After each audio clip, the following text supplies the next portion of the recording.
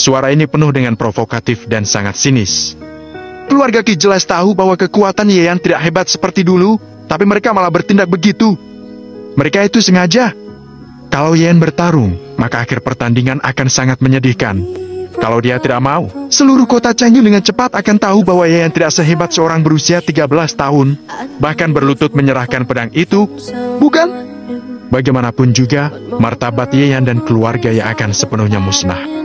Namun, sorot mata Yeyan menjadi serius. Kalau begitu, kenapa dia ragu untuk bertarung? Namun, pada saat ini suara dingin terdengar di sini. Keluarga Ki berkuasa sekali. Yelong dan keluarga Yi tiba-tiba datang. Ketika melihat Yelong dan yang lainnya datang, tatapan Ki Changjian pun berubah. Penatua agung keluarga Yi telah datang, jadi masalah hari ini tidak bisa diselesaikan lagi. Oleh karena itu, Ki Changjian hanya bisa pergi. Namun, Qi Shui tidak rela pergi begitu saja. Dia malah berteriak, Yeyan, apakah kamu hanya akan bersembunyi di belakang keluarga Yi dalam seumur hidupmu? Kamu seorang pria, tapi kamu hanya bisa berperilaku seperti ini. Kamu benar-benar menyedihkan. Dulunya ayahmu seperti ini, sedangkan kamu juga malah seperti ini. Aku bahkan ragu sekarang yang dilakukan ayahmu di masa itu benar atau tidak. Dwarf. Sebenarnya Yeyan tidak ingin mencari masalah, jadi dia bersiap pergi dengan keluarga Ye. Tapi ketika Qi Shui berbicara seperti itu, langkah kaki Yeyan berhenti. Setiap orang memiliki batas kesabarannya, bahkan orang yang memiliki watak yang baik tidak dapat asal disinggung. Jika melewati batasnya, maka orang itu akan marah. Sedangkan Yeyan paling menghormati ayahnya. Akan tetapi, hari ini Qi Shui berani mempermalukan ayahnya. Bukankah kamu ingin bertarung denganku? Hari ini, aku akan memenuhinya, ujar Yeyan. Apa? Ketika Yeyan selesai berbicara, semua orang di sekitar terkejut. Bahkan Ki Changjian juga terkejut karena Yeyan menyetujui tantangan ini. Yanar, jangan, ucap Yelong dengan kaget. Hari ini bukan waktunya untuk bertindak gegabah. Meskipun Qi Shui baru berusia 13 tahun, kekuatannya sangat hebat. Setidaknya Yeyan sama sekali bukan lawannya. Hehe, kalian juga melihatnya bahwa Yeyan sendiri yang setuju, penatua agung keluarga Ye. Apakah kamu mau bilang kalau keluarga Ye ingin mengingkari janji ini? Teriak Ki Changjian dengan ekspresi senang. Yeyan langsung berkata, kalian terlalu banyak omong kosong, ayo mulai. Ketika Yeyan berbicara, semua orang di sekitarnya tertegun dan segera berkata, Yeyan, kamu benar-benar bodoh. Orang muda selalu merasa dirinya benar dan selalu mengikuti emosi. Kamu akan melukai dirimu sendiri. Qi Shui senyum dingin. Kekuatan di dalam tubuhnya tiba-tiba meledak dan langsung meninju Yeyan. Terdapat hembusan angin yang menderu dalam pukulan ini. Dia sangat ingin meninju Yeyan sampai pingsan tanpa belas kasihan. Melihat pemandangan ini, Yelong menggertakkan giginya dan merasa sangat khawatir. Namun, dia melihat Yeyan tampak acuh tak acuh. Ketika pukulan Qi Shui mendekati Yeyan, Yeyan baru mengeluarkan tinjuannya. Tinjuan ini tidak hanya sangat sederhana, tapi juga mengandung kekuatan besar. Meskipun Yeyan juga berada di alam pembentukan tubuh tingkat 9, tingkatan alam ini bahkan lebih dalam di bawah tubuh kaisarnya. Oleh karena itu, ketika kedua pukulan bertabrakan, suara redam terdengar, tubuh Qi Shui langsung terbang jatuh ke tanah dan bahkan mulutnya keluar darah. Shoot! Sebelum semua orang terkejut, Yeyan telah berada di depan Qi Shui. Yeyan, kamu, apa yang ingin kamu lakukan? Qi Shui terlihat terkejut dan wajahnya memucat. Kamu menghina ayahku, kamu harus mati. Yeyan berbicara, lalu mengangkat kakinya dan langsung menendang ke bagian terpenting Qi Shui. Yeyan, beraninya kamu berbuat seperti ini. Jerit Qi Changjian, dia bahkan sangat marah sampai ingin membunuh Yeyan. Berani?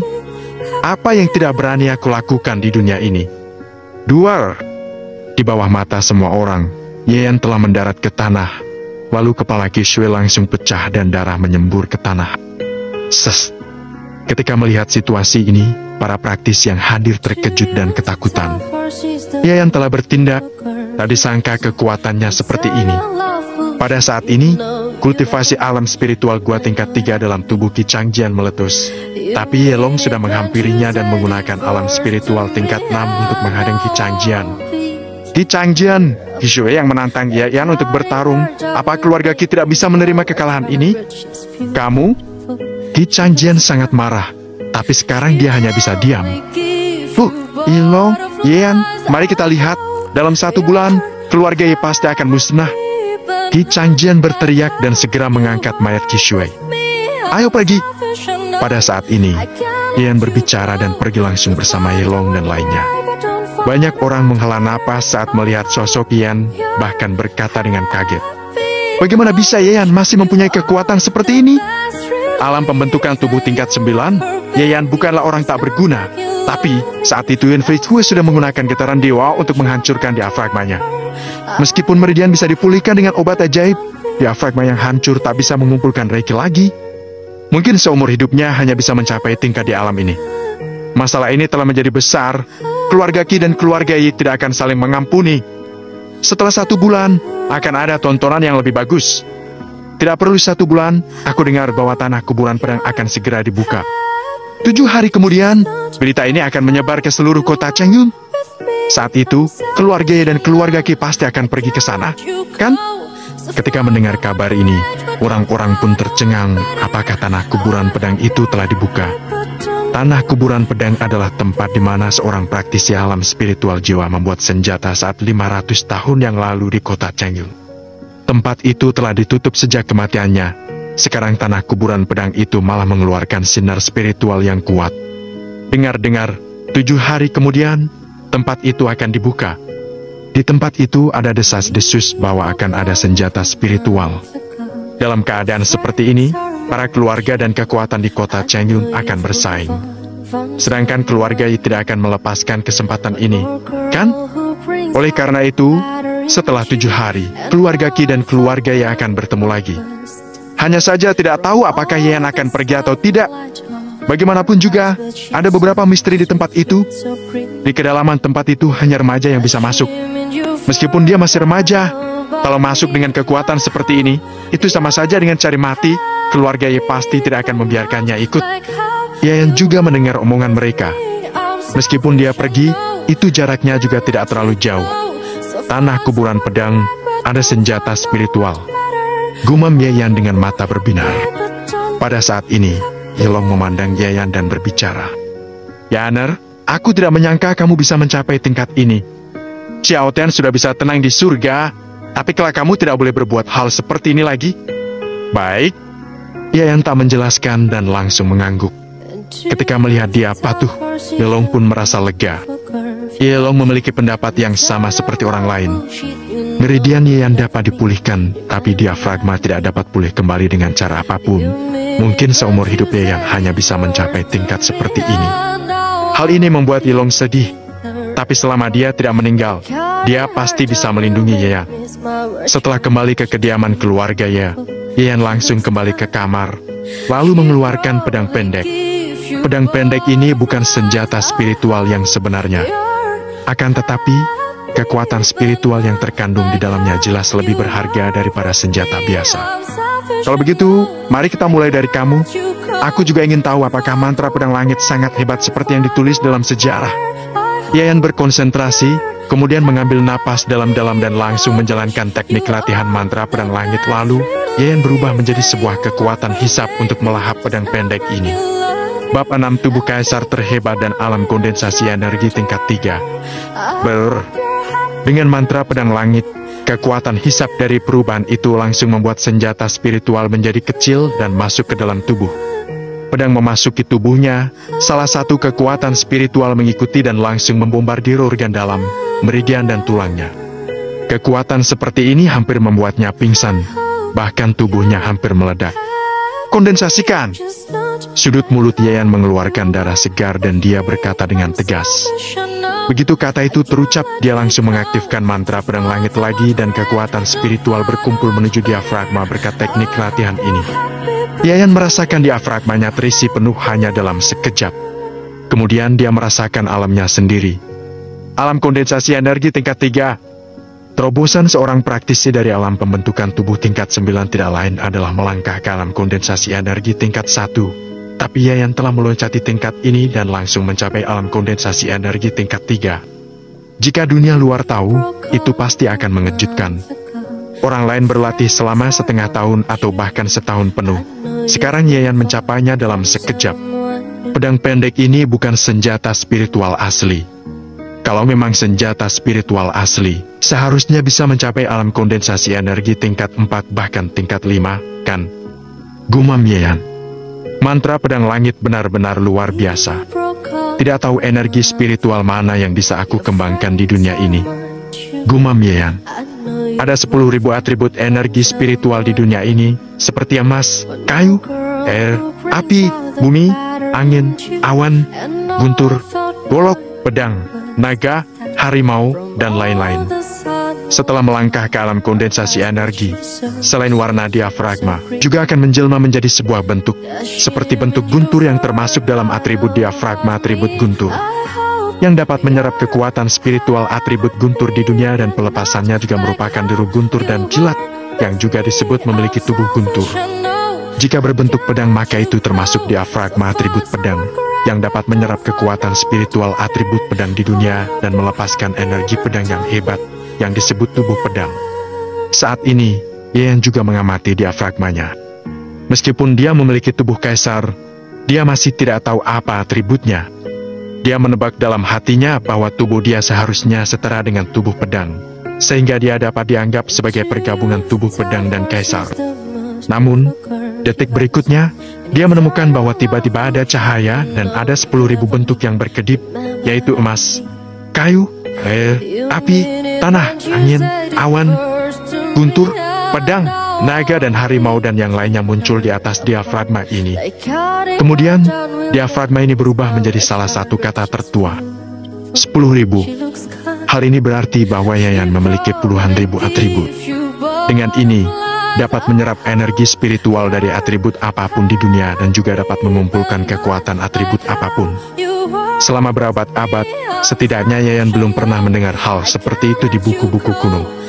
Meskipun dia memiliki tubuh kaisar, dia tidak akan pernah seperti ini. Apakah semua ini karena mantra pedang langit? Sekarang, aku termasuk tubuh kaisar terhebat. Aku bisa mengubah semua kekuatan di dunia ini. Jika tersebar, kekuatan ini pasti akan mengguncang seluruh alam api. Meskipun Yunfei telah membangkitkan tubuh orang suci, itu hanya atribut awan, itu hanya tubuh awan suci. Sedangkan aku memiliki tubuh kaisar terhebat. Yunfei, kalian tidak pantas untuk sombong di depanku. Yayan mengepalkan tinjunya erat-erat. Ketegasan pun terlihat dalam tatapannya. Kemudian Yayan menghela nafas dan ekspresinya kembali lagi. Dia terus merasakan tubuhnya dan kemudian alisnya sedikit mengernyit. Jiwaku tampak lebih kuat. Persepsi dan perasaanku juga lebih tajam. Seperti ada pil jiwa yang terbentuk di pikiranku. Pil jiwa itu seperti diafragma, hanya saja diafragma mengandung kekuatan spiritual. Sedangkan pil jiwa itu mengumpulkan kekuatan jiwa. Kekuatan jiwa adalah energi dari jiwa. Di dunia, selain praktisi kekuatan spiritual, ada juga profesi yang disebut master jiwa. Seperti master pembuat pil, master pembuat senjata, serta master formasi. Semuanya adalah bagian dari master jiwa. Untuk praktisinya dinamakan sebagai praktisi kekuatan jiwa. Hanya dengan memiliki kekuatan jiwa, seseorang baru bisa menjadi seorang master pembuat pil. Tidak peduli apakah itu master pembuat pil, master pembuat senjata atau master formasi, statusnya di alam api ini sangat tinggi. Sangat disayangkan bahwa kekuatan jiwa itu sulit didapatkan. Banyak praktisi yang tidak bisa menjadi master jiwa seumur hidupnya. Bahkan di kota Chengin ini, hanya ada 3 master jiwa. Mereka semua adalah tamu agung dari berbagai sekte, keluarga yang kuat. Status mereka sangat dihormati. Bahkan sekte Yun Chao, tempat Yun Fei Yue dan Yun Fei Xue berasal, cukup kagum pada master jiwa yang kuat. Jika berita bahwa Yayan adalah master jiwa tersebar, seluruh kekaisaran akan terguncang lagi. Namun, Yayan juga tahu bahwa keluarga Yi tidak bisa dibandingkan dengan keluarga Yun. Semua ini hanya bisa disembunyikan. Kumpulkan. Pada detik berikutnya, dia tiba-tiba fokus. Dalam sekejap, kekuatan jiwa kecil dan halus yang muncul dari pil jiwa tidak terlihat dengan mata telanjang, meledak tiba-tiba di bawah kendalinya. Krak. Sebuah panggung batu di ruangan itu langsung tertembus. Kekuatan jiwa benar-benar menakutkan. Yayan bergumam, ini baru sedikit kekuatan saja, tanpa penggunaan seni bela diri. Dengan kekuatan seperti itu, Yayan mampu bertarung melawan praktisi alam kondensasi energi tingkat 5. Jika digabungkan dengan kekuatan spiritual, bahkan jika bertemu seseorang dari alam kondensasi energi tingkat 6, itu tidak ada artinya.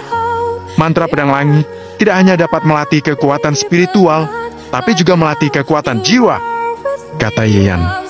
Teknik latihan semacam ini benar-benar luar biasa. Masih ada tenggang waktu 1 bulan untuk pertarungan canggung, tapi sekarang kekuatanku masih belum cukup. Tingkat kultivasi Kishan telah mencapai alam pembentukan alkimia. Sepertinya harus mengunjungi tanah kuburan pedang. Namun, Yayan juga tahu tentang tempat itu. Tempat itu terletak di pegunungan di pinggiran kota Changyun. Tempat itu adalah tempat di mana master dari alam spiritual jiwa membuat senjata. Namun, sekelilingnya ada formasi penghalang yang bisa dikatakan sangat berbahaya.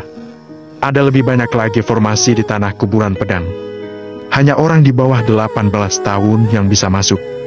Bahkan jika memang ada senjata spiritual juga hanya akan memilih orang yang sangat berbakat. Tidak ada gunanya generasi muda biasa untuk masuk. Oleh karena itu, pembukaan tanah kuburan pedang akan mengarah pada persaingan orang-orang berbakat. Namun, ekspresi Yayan tegas, dia harus pergi ke tempat ini, dia harus berjuang untuk senjata spiritual itu. Jika senjata spiritual itu benar-benar memilih seseorang yang berbakat kuat, maka harta ini pasti akan menjadi miliknya. Setelah menelannya, kekuatannya pasti akan meningkat lagi. Namun, sebelum itu, meskipun Yayan telah mencapai bakat tingkat itu, dia perlu meningkatkan kekuatan tempurnya. Sekarang aku sudah memasuki alam kondensasi energi, jadi harus memilih beberapa kemampuan seni bela diri. Untuk sementara, ekspresi Yayan membeku dan melihat ke arah pedang Kaisar Langit. Tiba-tiba, cahaya pedang berkedip dan pikirannya memasuki dunia yang membingungkan lagi.